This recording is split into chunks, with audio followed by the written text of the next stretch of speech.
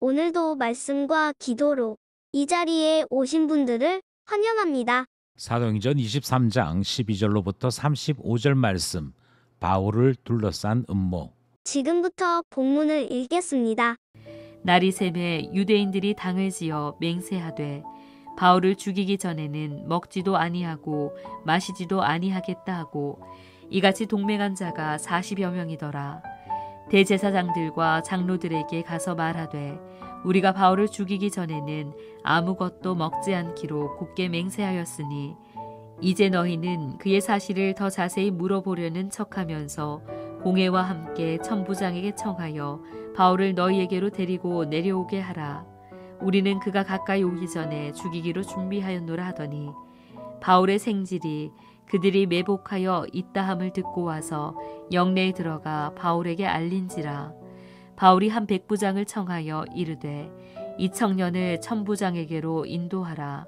그에게 무슨 할 말이 있다 하니 천부장에게로 데리고 가서 이르되 죄수 바울이 나를 불러 이 청년이 당신께 할 말이 있다 하여 데리고 가기를 청하더이다 하매 천부장이 그의 손을 잡고 물러가서 조용히 묻되 내게 할 말이 무엇이냐.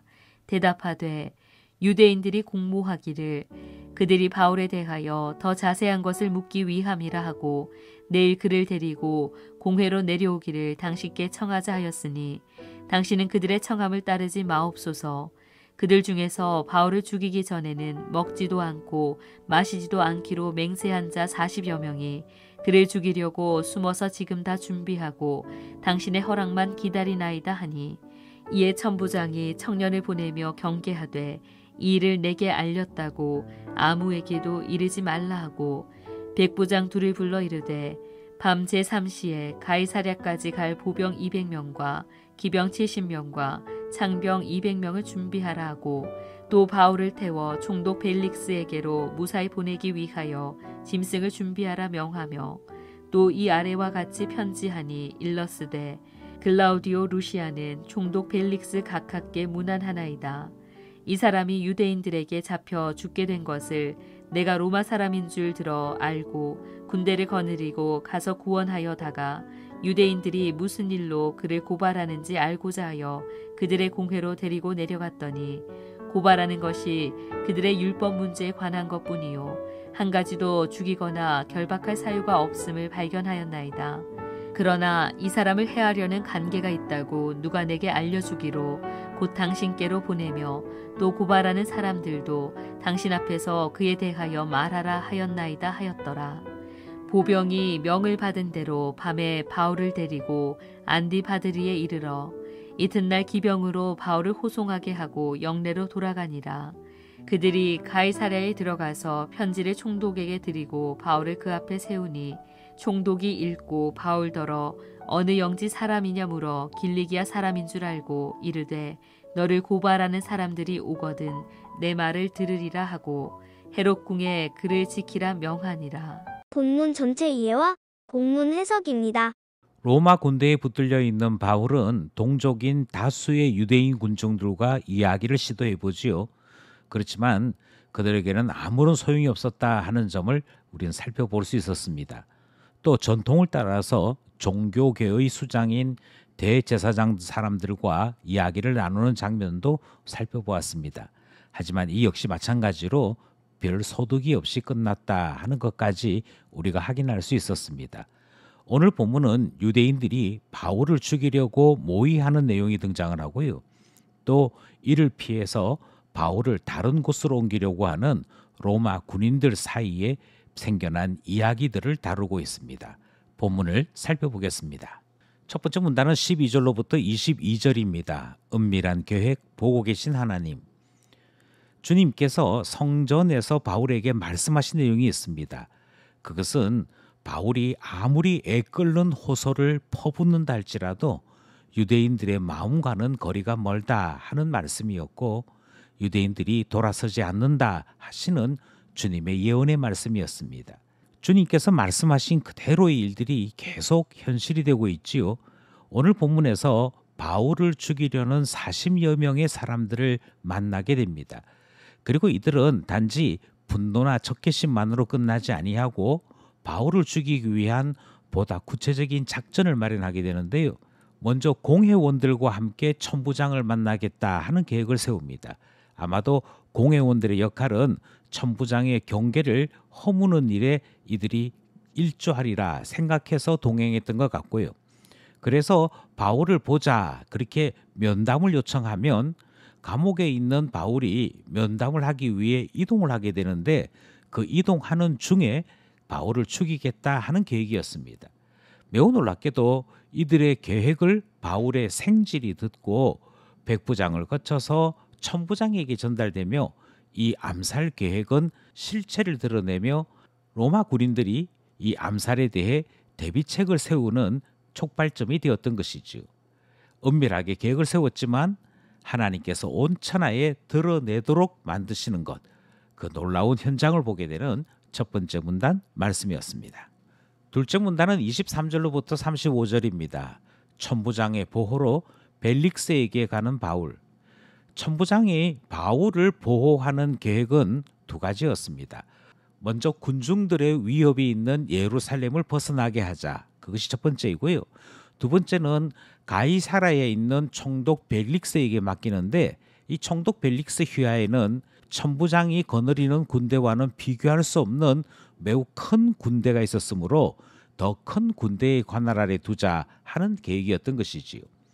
이 일을 위해서 천부장은 보병 200명, 기병 70명, 창병 200명을 동원합니다. 그리고 사람들의 움직임이 거의 없는 밤 제3시로부터 호송을 시작을 하는데 본문을 살펴보시면 천부장의 이름이 등장하지요. 글라우디오 루시아라는 이 천부장이 총독 벨릭스에게 편지로 보고 내용을 알립니다. 천부장의 보고를 받은 벨릭스는 바울이 길리기아 사람인 것을 확인하고는 고발인이 올 때까지 신문을 미루겠다라고 말을 하고 그를 헤롯궁에 감금했던 것입니다. 이로써 천부장에게서 총독에게로 옮겨지면서 더 안전하게 되어지는 바울의 모습을 확인하게 되는 것인데요. 이 모든 것 속에 하나님이 일하셨음을 우리는 고백하게 되는 것이지요. 벨릭스에게로 가서 더 든든한 보호를 받게 되는 바울의 이야기가 있는 둘째 문단 살펴보았습니다. 말씀을 따라 기도하며 결단해 봅시다. 첫 번째 기도 제목은 유대인들을 통해 기도 제목을 생각하게 된 것인데요. 유대인들은 바울을 죽이기 위해 결심하고 결단할 뿐 아니라 치밀하고 그리고 바울을 죽이기 위해 굶기까지 하는 모습을 보았습니다. 죄가 인내심도 만들고 치밀함도 만들고 강함을 만드는 것을 보았습니다. 만약 우리 또한 죄에 사로잡히게 된다면 우리가 원하는 죄를 이루기 위해 우리는 일방적인 돌격과 행진을 되풀이할 가능성이 있는 것이지요.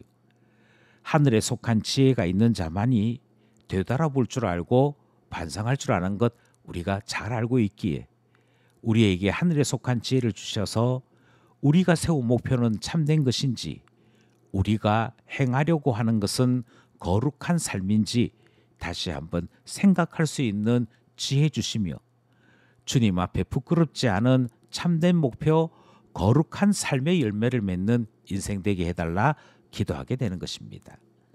두 번째 기도 제목은 바울을 보면서 우리는 그가 갇힌 것인지 자유한 것인지 다시 한번 질문하게 되지요.